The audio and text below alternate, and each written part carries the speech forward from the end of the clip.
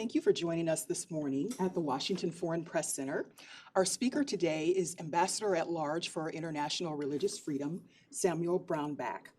The topic of today's briefing is the state of religious freedom around the globe. Ambassador Brownback will start with some opening remarks and then take your questions. Ambassador. Thank you very much for being here today, and thank you for joining us. Tomorrow we celebrate International Religious Freedom Day. It is a recognition of an act commemorating the International Religious Freedom Act that was first passed 21 years ago. So it's been 21 years since we've had an International Religious Freedom Act that created this job, that created the U.S. Commission on International Religious Freedom, that created a series of laws and entities and actions to push for international religious freedom. We think particularly recently we've created some real momentum in this space. Over the past 2 years, we've had 2 ministerials on religious freedom where we brought together foreign ministers from around the world and civil society activists to talk about religious freedom, the state of it, the need for more governmental and civil society action in this space. This last ministerial we had this year was the largest human rights event ever held at State Department. It was the largest religious freedom event ever held in the world. I had over 1,000 activists at it. We had over 100 governments. And we're continuing to get a number of governments and civil society activists both saying we've really got to address this area of religious freedom if we're going to really have a strong opportunity for the expansion of peace and the engagement of civilizations in a peaceful way around the world. This year at the UN General Assembly, for the first time ever, a state, the United States, held an event on religious freedom at the General Assembly. President Trump hosted that event. As I mentioned, it's the first time this has ever happened at the UN General Assembly. We had a number of heads of state of different countries who were at that event. At the event, the president announced $25 million that the U.S. would put in for security of religious sites and the preservation and enhancement of religious heritage sites around the world. He also announced, as the Secretary had earlier, an International Religious Freedom Alliance, that the United States was going to recruit together like-minded nations from around the world to push on this topic of international religious freedom. Those nations have started to accumulate. We've had a number of meetings with different nations now about joining this alliance. This would be a group that would establish some basic protocols on religious freedom and push this topic as a concerted effort around the world. There's also in the civil society area another issue that's moving forward aggressively, the creation of religious freedom roundtables around the world, that a number of nations are establishing these roundtables. And what they are is government and civil society and religious actors all coming together around the topic of religious freedom, that everybody is entitled to religious freedom all the time, no matter where they are. And that this is a right that individuals have, whether they're in the majority faith, minority faith, or no faith at all, that they have this right inherent as an individual. About 20 of these roundtables have been established now in various countries and venues around the world. Our effort is going to their effort is going to be to establish 100 of these in various countries and places throughout the world, and so that's well on its way. I meet weekly here when I'm in town with the Religious Freedom Roundtable that we have here. It meets every Tuesday, 11 to noon, normally on Capitol Hill. And we're getting a strong attendance and a lot of interest of how to move forward with these topics, both here and then around the world. So we think we've got some real momentum. We need momentum in this space. The most recent Pew research says that 80% of the world's population lives in countries with high or severe restrictions on religious freedom. We believe a government, a nation, a people can never reach their full potential as individuals if within their borders religious individuals are marginalized or oppressed. It's by embracing and protecting religious freedom that countries can achieve their economic aspirations, ensure their security, eradicate terrorism. And so we reaffirm our commitment as a nation to the right to freedom of thought, conscience, and religion, including the freedom of one's to change one's religion or belief. So as we look at this 21st celebration of the act that created the office that I'm in of International Religious Freedom Day coming up, I think there's a real sense of hope and optimism that you're going to see some major things start to move in this space with all of the energy and the effort. Now some galvanizing of world commitments in this space. Often, and I'll just conclude on this thought, the biggest problem in policy making is to establish a common thought and to get people to start pulling together towards that. I think the common thought has been established that we've got way too much religious persecution, that we've got too much carnage, killing, people being locked up simply for peacefully practicing their faith, and that we're not going to achieve what we need to as civilized societies without religious freedom. And so that there's a coming together of governments and of civil society and religious groups that we need to address this. And so you're starting to see those taking place, particularly with the Alliance and these roundtables. And I look for really action to start ratcheting up at even a much higher and a more aggressive level as we get these in place. With that, let me open up and attempt to take questions that people might have. Great, and just a reminder to please state your name and your organization and wait for me to call on you, and we'll start with the gentleman in the back. Hey, thank you very much, Ambassador. My name is Shun Ishibe with NHK, Japan Broadcasting Corporation. European Congress yesterday announced they awarded the Sakharov Award goes to Professor Ilham Tohti of Xinjiang, China. He's detained in China. So what is your view of this award, and do you know anything about his latest situation, and how do you approach the Chinese government to release him? Yeah, I don't have more current information on his latest situation. As you know, the U.S. has been raising the issue and the situation in Xinjiang for some time. We held a sidebar event at the UN just on Xinjiang and the persecution of the Uyghur people that was taking place there.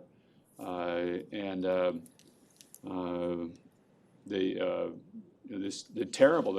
million people that are in a concentration camp, the number of people that are missing, the number of people that have died in concentration camps in Xinjiang, and that in some press reports is starting to expand to other Muslim populations in China as well. So we've raised this as an extraordinary concern, and it's a terrible situation, and it's something that China shouldn't do, and it's against the individual's rights under the UN Charter of Human Rights. It's against the people of China's rights under their own constitution to be able to practice freedom of religion themselves. So we've continued to call on the Chinese government to lift these oppressive measures, to let the people out of these concentration camps, and let the people freely and peacefully practice their faith and not be at war with faith. And we'll continue to call on that. We'll go to the young lady in the middle. Thank you, Ambassador. Emel Akan from the Epoch Times. I would like to ask you about another question on China. White House Economic Advisor Mr. Kudlow said that China's human rights violations as well as protests in Hong Kong are key parts of the ongoing trade negotiations with Beijing. He said human rights is a very important part, and President Trump has made that very clear.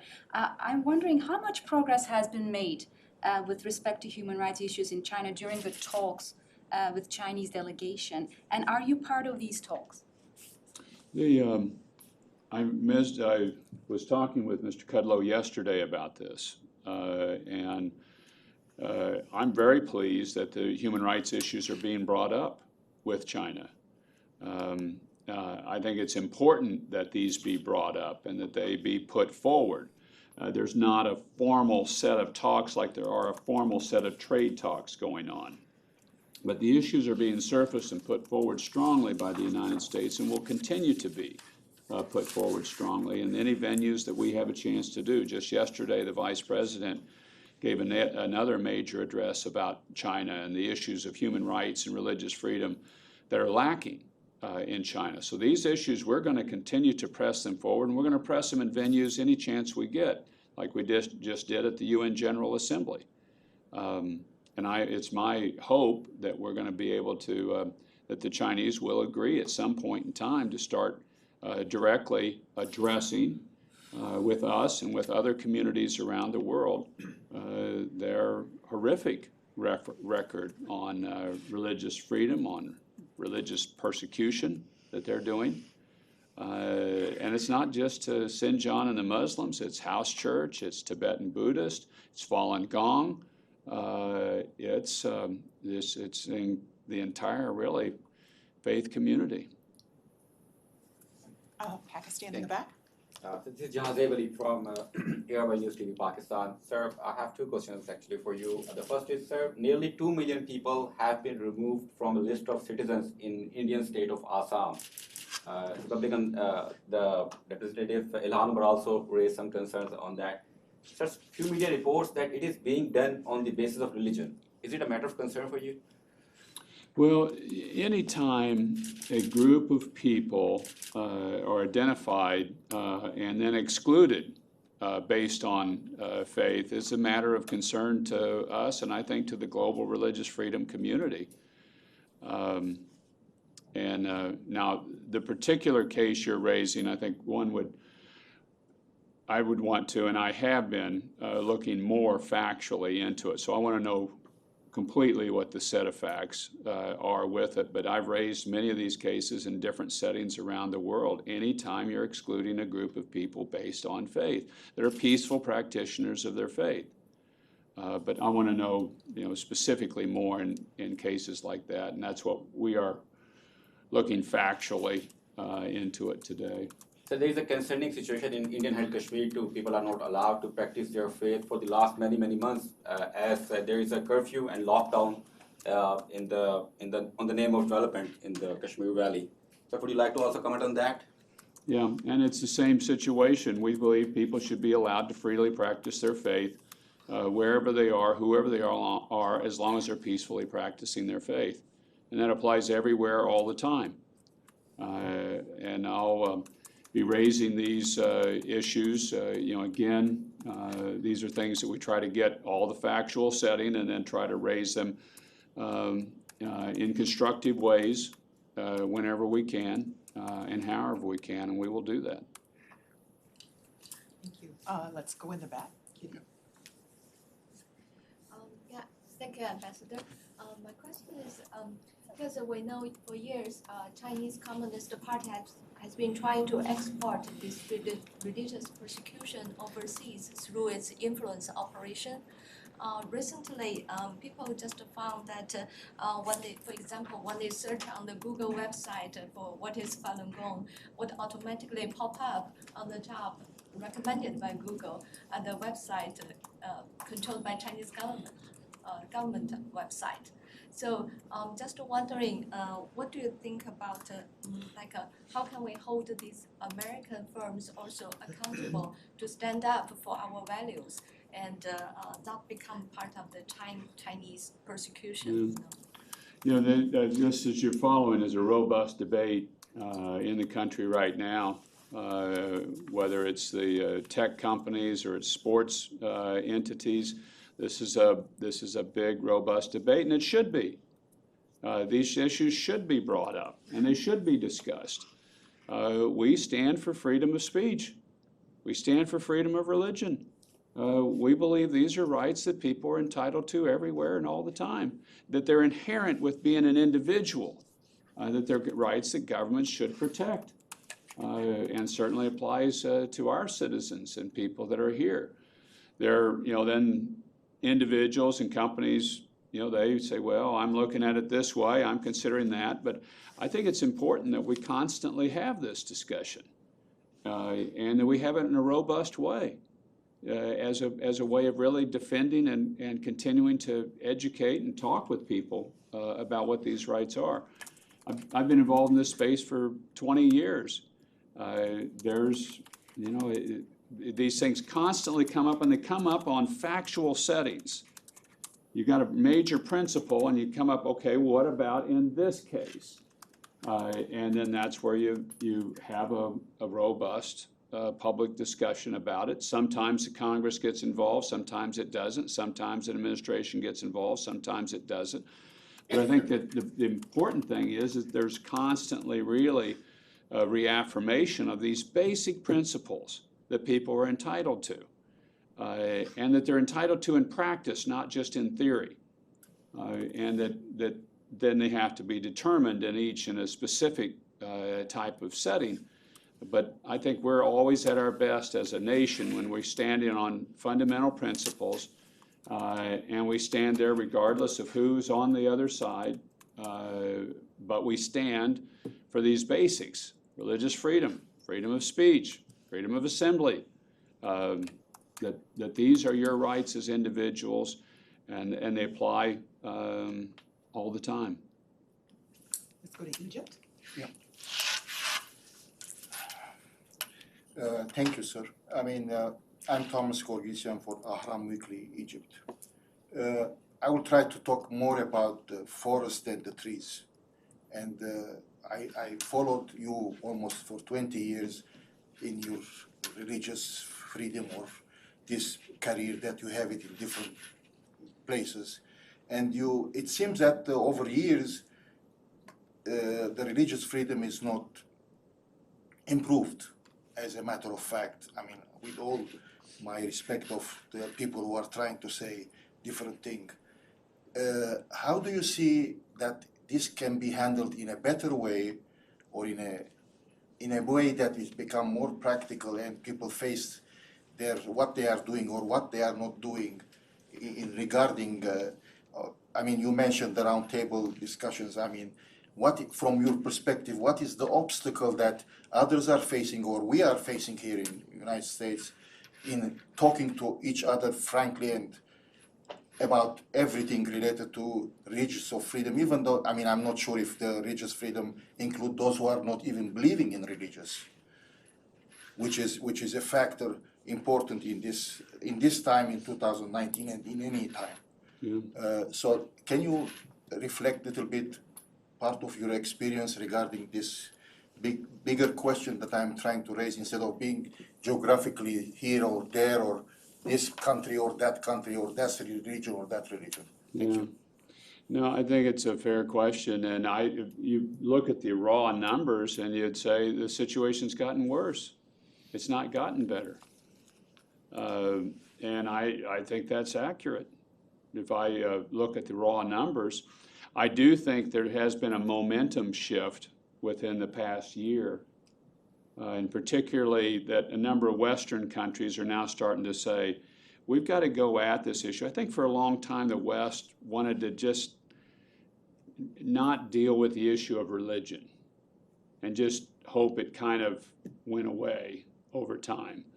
But that now look, we have to deal with this. There's just so much carnage and death and people that are being locked up, and you can go to many countries and see it. You can see it in the United States, you can see it in New Zealand at Christchurch, you can see it in Sri Lanka, you can see it in Egypt. You can, that we have to. And so that my hope is that you're seeing some momentum shift taking place. You had the first ever freedom of religion event at the UN General Assembly. You've had the first ever ministerial and now a second one on this topic. You've got this alliance coming together that hasn't existed before. This will be the first, one of the biggest new human rights pushes and organizations that have happened in the last several decades. Now, these aren't panaceas, but they are showing that there's more global focus on it than there's been, and you can't just ignore a problem and just hope it gets better. One final point I'd make to you is a gentleman that was of a minority religion. It was a gentleman that was a Baha'i, and I was saying to him in a speech I was giving, it says, it hasn't gotten better. And he said, I want to give you a different spin on that. He lived most Baha'i in one country that he was aware of, and I'm not going to name it right now, but he said, the authorities know where we all live. We've got about 250,000 of us in this country, and the authorities know where we are. If you guys hadn't been pushing for religious freedom, we'd all been killed by now. We're not. Now, we don't get to participate in the society like we like. We'd like to go to the schools that we'd want to go to. We'd like to get better health care than we're getting. But we're not dead. And if you guys hadn't been pushing this, we probably all would have been killed. So you've done good in that sense. And I was going, well, all right, if we've done that, yes, then that is a very good thing. It's kind of a low bar, but it is something, and it's a substantial something. And I do hope we're at a moment where you're going to start actually seeing the situation substantially improve in places.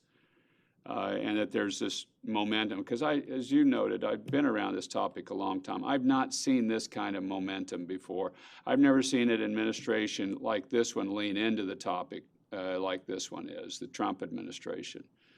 And you're starting to get some Western partners. The Brits are leaning into it more. The Hungarians are leaning into it more. You're starting to see Middle Eastern countries saying, this is not good for our long-term growth, that we've become this purified monoculture, one brand of Islam. This doesn't serve us well as a nation to grow in the future if we exclude everybody else. The leaders are saying that. So that's why I continue to soldier on, and I believe we're really at an era where things are going to start moving back a better way. Thanks for that question. I'm going to end on that because I think that's a good place to cap it. Thank you very much. Thank you for joining us. Thank you.